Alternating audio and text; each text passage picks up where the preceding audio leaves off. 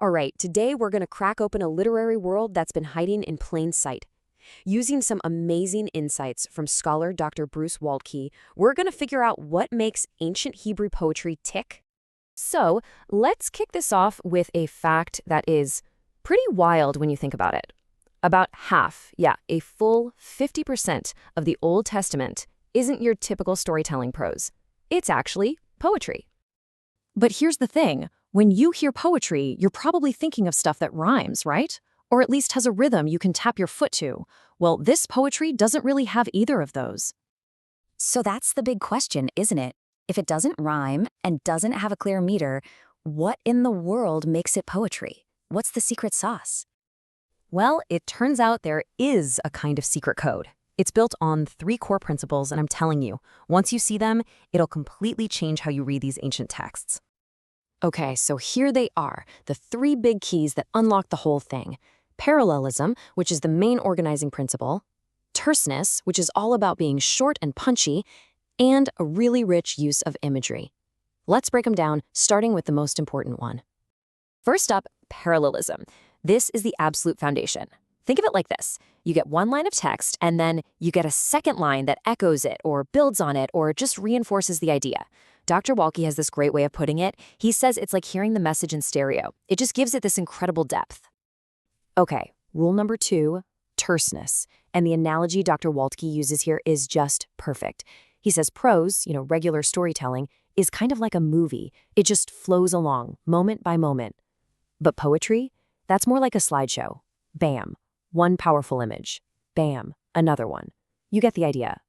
And check this out. This example just nails the difference. The prose version is fine. It gets the job done, tells you what happened. But the poetry? Wow. It boils it all down to water he asked, milk she gave. It's so efficient, so dramatic, it just hits you, And finally, the 3rd rule is this heightened style packed with vivid images and all sorts of figures of speech. And this is a really big deal, because it means you can't always read this stuff literally like you would a history book. It's all about using metaphor and imagination to get to the truth. All right, so we have the 3 rules. But here's where the story gets really interesting.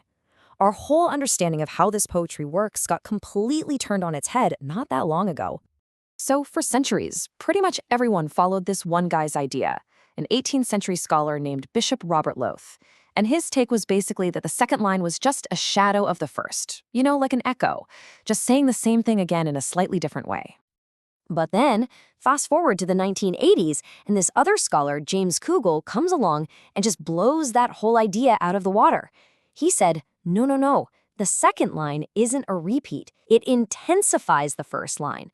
It's not A equals another A, it's more like A and what's more, B. And Kugel felt really strongly about this. He actually said that old shadow idea was a disaster. Why? Because it just flattened everything. It sucked all the life and all the sharpness right out of the poetry by making people think it was just repetitive. And this brings us to this amazing personal story from Dr. Waltke himself. Picture this. He's on an airplane, flying to give a lecture on the old way of thinking, and he's reading Kugel's new book for the first time, and he just realizes, oh my gosh, this guy is right. It completely shipwrecked his entire lecture. Can you even imagine that? So here's the bottom line. It's not a swan and its identical shadow. The new view says it's more like a goose and a gander.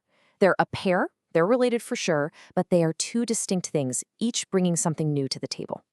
Okay, so you might be thinking, this is all interesting academic stuff, but so what? Why does this debate even matter? Well, let's make this real. Let's take this new key and see what it unlocks in a classic example from Psalm 4.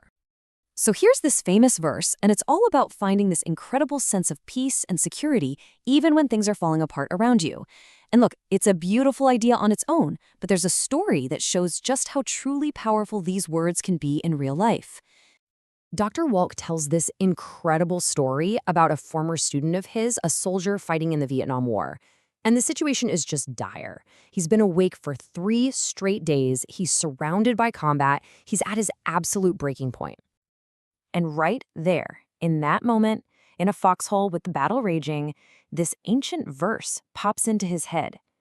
And somehow, in the middle of all that chaos and terror, these words gave him enough peace to get what he later called the best 2 hours sleep of my entire life. Just incredible. See, understanding this structure, knowing that it's dynamic and not just repetitive, it's not just some academic exercise.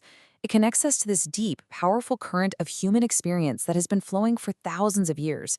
It transforms what might seem like static words on a page into something truly alive.